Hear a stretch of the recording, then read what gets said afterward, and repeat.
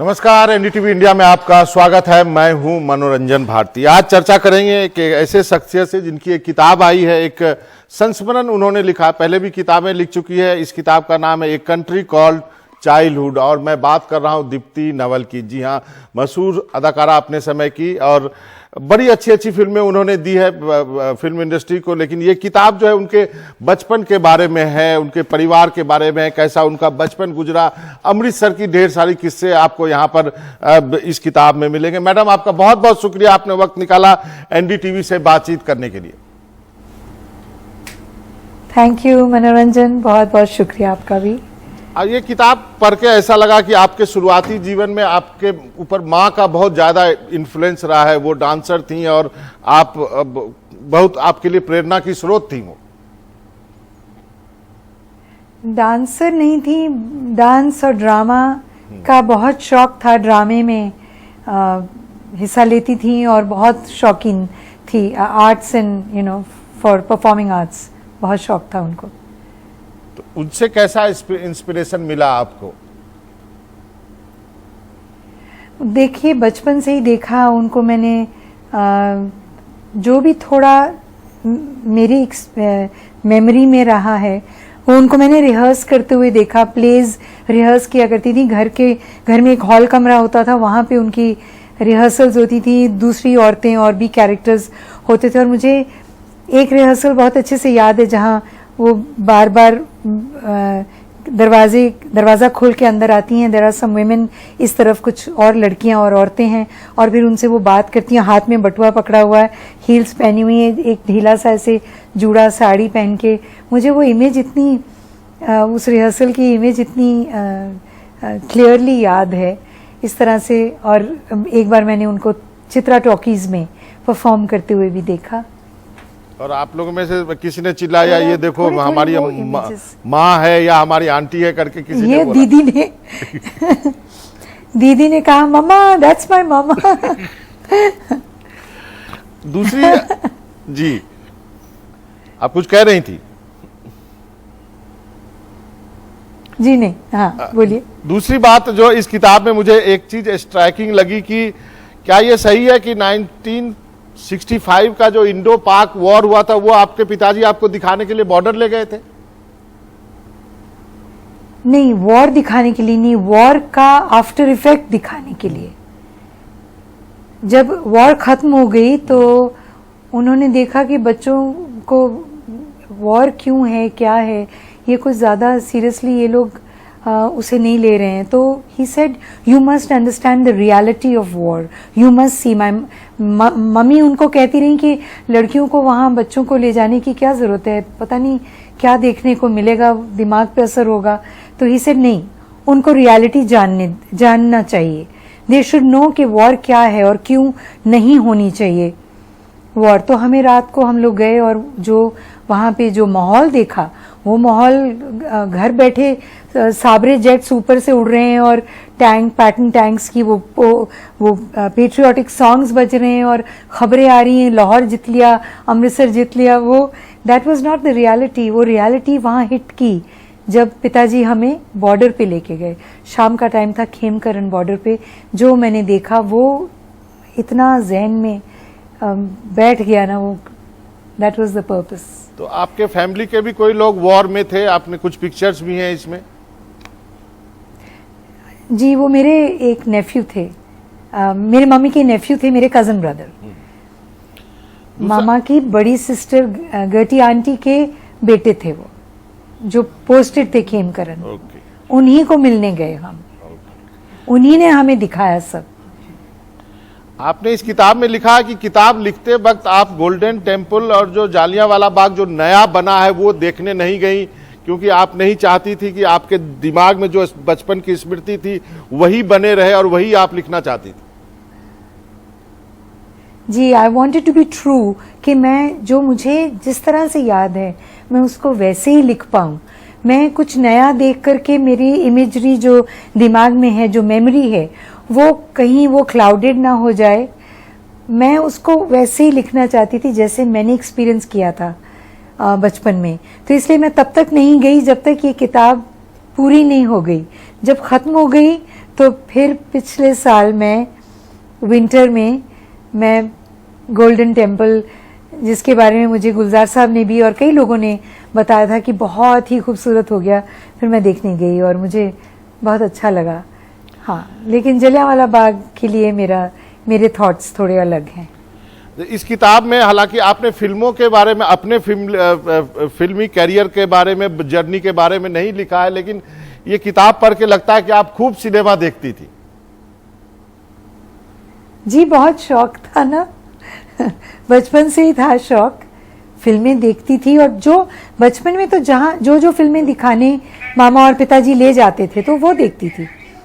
लेकिन जैसे ही हम लोग वो 11th, जिसको प्रेप कहते थे, 11th क्लास में जब हम लोग गए स्कूल से निकलकर, स्कूल में भी संडेज को हम जाते थे, और जैसे ही वो बाद में जब क्लासेस बंक करके जब फिल्में देखने का माहौल बना, तो फिर तो हम सिनेमा हॉल में ही नजर आते थे, ज्यादा क्लास में नहीं। आपने लिखा है कि राजेश खन्ना को देख करके आप में भी वही चीज हुआ था जो उस समय के युवा पीढ़ी में हुआ था। आराधना और बाकी फिल्मों का आपने जिक्र किया, कटी पतंग, और वो इतने बड़े उस वक्त स्टार थे, उसके बारे में कुछ शेयर करना चाहेंगे? जी, बस वो क्रेज था, वो सब लड़कियां, हम लोग सब उस वक्त 15, 16, 17 इस तरह की एज में थे, and we were all crazy. I think जितनी लड़कियां मैं जानती हूँ उस जमाने की, हर जमाने का, हर दौर का अपना एक सुपरस्टार होता है, तो हमारे दौर में राजेश खन्ना थे, तो वो बहुत ज्यादा क्रेज था लड़कियों को राजेश खन्ना का। एक फिल्म का जिक्र आपने किया है जो कि आपने कहा कि आपके जेहन में रह गया, आपके दिल में रह गया, मेरा नाम जोकर। आपने लिखा आप अमेरिका चलेगी, न्यूयॉर्क में आपने बड़े बड़े लोगों की फिल्में देखी, लेकिन फिर भी कहीं ना कहीं मेरा नाम जोकर आपके दिल में था, उसके बारे में बताएं। हाँ, बस वो फिल्म जहन में और दिल में जैसे बस गई। वो फिल्म कुछ ऐसी थी, अलग थी।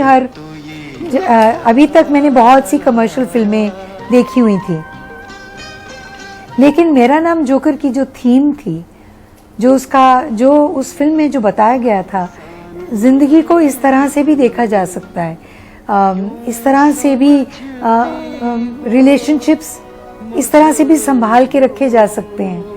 ये समझ में आया मेरा नाम जोकर देखने के बाद, कि वो उसके पास्ट की, जोकर की लाइफ में जो पहले की जो लड़कियां आई, उनकी लाइफ में रहीं और फिर चली गईं और आगे बढ़ गईं, उनको सबको वापस बुलाना और उनको वो जो रिलेशनशिप अब बना है उन सब के साथ इंडिविजुअली, हर एक का अलग अलग, वो मुझे बहुत फैसिनेटिंग लगा।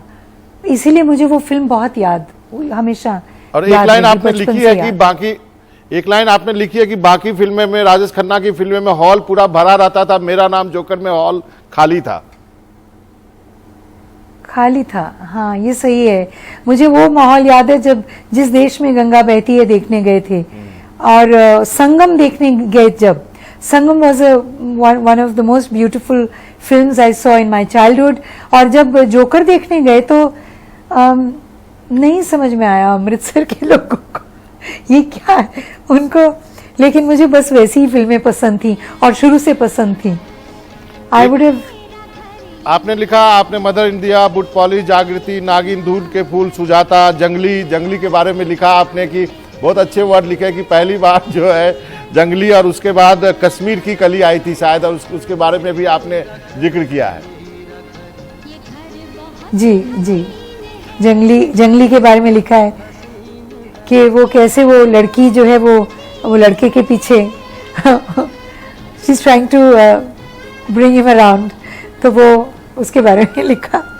यस। एक और फिल्म के बारे में जानना चाहूंगा, काबुली वाला, उसके बारे में आपने बहुत कुछ लिखा, और आपने कहा कि आपके पिताजी जो थे वो टैगोर साहब से बहुत इन्फ्लुएंस थे, और आप लोगों बच्चों को वो दिखाया गया था वो फिल्म।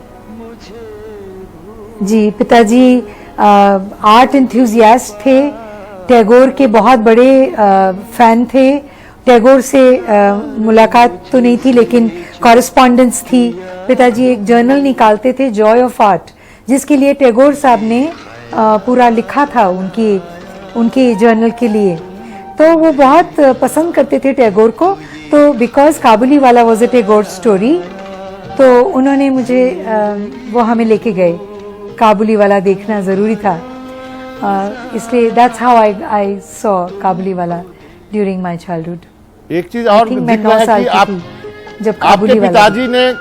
आपके पिताजी ने हिंदी में कोई काम करने के तरीके के बारे में कुछ लिखा, और उसके बाद पंडित नेहरू ने उनको पत्र लिख करके थैंक्स कहा था कि आपने ये बहुत अच्छा काम किया, हिंदी में काम करने के तरीके के बारे में लिखा है। जी, पिताजी थे तो अंग्रेजी के professor Hindu college Punjab university में, लेकिन उनकी किताब जो उन्होंने लिखी वो वर्क स्टडी के ऊपर किताब थी, एंड इट वाज कॉल्ड कार्य जांच क्यों और कैसे।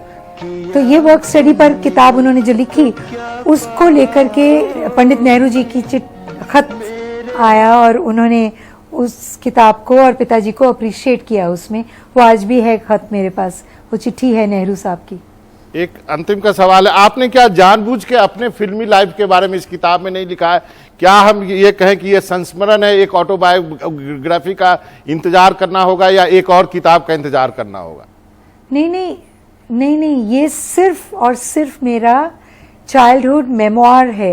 ये फिल्मों से कोई इसका मेरे करियर, उसके बाद मैं पेंटर बन सकती थी, मैं एक्टिंग करने आ गई, वो इत्तेफाक है, लेकिन इसमें सिर्फ मेरे बचपन और टीनेज तक का जिक्र है। वहाँ ये किताब खत्म हो जाती है जहाँ मैं बचपन पूरा बिता दिया। 19 साल की उम्र में मैं अमेरिका माइग्रेट कर गई, वहाँ तक ये किताब है। उसके आगे की जर्नी नहीं, ये 400 पेज सिर्फ बचपन और टीनेज इयर्स के हैं। तो फिर उसके आगे की जर्नी जानने के लिए हमें कितना इंतजार करना होगा? अभी रुकिए तो देखते हैं। और चलते चलते वो आगे की जर्नी को आप कैसे डिस्क्राइब करेंगे? जब कभी वो किताब आती है तो कैसे डिस्क्राइब करेंगे जो फिल्मी दुनिया में इतने अच्छे अच्छे काम आपने किए, आर्ट फिल्म से लेकर के और मेन स्ट्रीम सिनेमा? वो जी जरूर लिखूंगी, क्योंकि मैंने बहुत अच्छे लोग मुझे मिले हैं। लोग ज्यादातर आजकल इंडस्ट्री को बहुत गालियां देते हैं, बहुत बुरा भला और बहुत गलत लैंग्वेज का भी इस्तेमाल किया जा रहा है फिल्म इंडस्ट्री के लोगों को लेके। मुझे बहुत अफसोस होता है, बिकॉज मैंने इसी इंडस्ट्री में बहुत ज़्यादा अच्छे लोगों से भी संपर्क में मैं रही हूँ, उनके साथ काम किया है। इसी इंडस्ट्री में बहुत अच्छे लोग भी हैं और रहे हैं, तो अच्छा नहीं लगता जब कोई इंडस्ट्री को इस तरह से गालियाँ देता, और ये अच्छा नहीं है।